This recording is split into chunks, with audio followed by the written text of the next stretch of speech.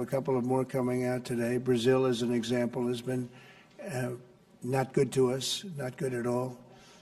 We're going to be releasing a Brazil number, I think, later on this afternoon or tomorrow morning.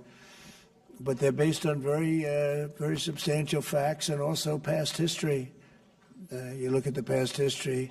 We never had anybody in the White House that understood the numbers or were into it like I have. You know, we've taken in hundreds of billions of dollars in tariffs, hundreds of billions, and we haven't even started yet. And it's going to be a great thing for our country. I think it's going to be a fair thing for the world.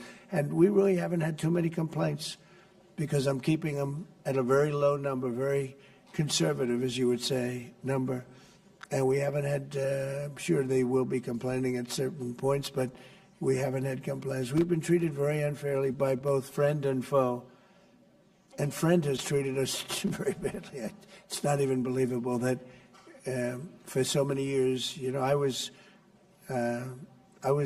using tariffs in my first administration. We had the most successful financially administration that there's ever been. This is going to be much better.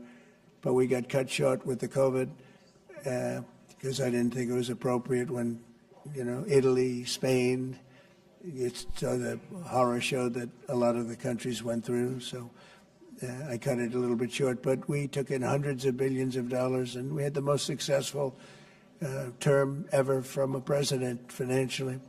But this is going to be much more successful. Yes, please. Do you expect any of the countries here to face tariffs as well? I haven't thought of it, but I don't know. Let's see, I like him, and him. No, I don't think so. Not too much. It's very good. These are friends of mine now. Yes, Thank you for taking our questions, Mr. President. Okay. You talked about the amount of external revenue the country has brought in thanks to your tariffs. Can you talk about how these hundreds of billions of dollars that are getting brought in will help grow the country, and what do you hope to put it towards? Well, bigger than the tariffs, actually, are the fact that when you charge the tariffs at a certain point, they say, well, we can't pay those tariffs. It doesn't make economic sense. These are wealthy countries, and they or their companies will come into our country and build, and that's what's actually happening.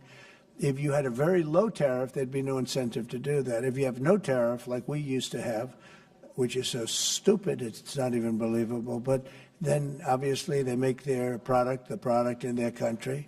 They have the jobs, they have the income, they have the taxes, they have everything, and they just send it into us, and it's jobs that we wouldn't get. Now the wheel is turned. And what we're doing is, more important, we're taking in hundreds of billions of dollars, money that we've never seen before. But more important than that, we have a lot of people that would rather not have to pay that. So they're coming in and they're building plants. AI, we're leading everybody, including China, by a lot with AI. They're building their own plant. You heard me say yesterday, they're building their own electric generating plants to go along with the factories or plants that they're building. If they want to do that, we're getting them fast approvals, very fast turnarounds. They're using mostly natural gas to start off, but they're using coal. They have the right to use coal. They have the right to use nuclear. Nuclear's come a long way in the last 5 years. So we're getting them very fast approvals. We have factories and plants building at a level that we've never had in this country before.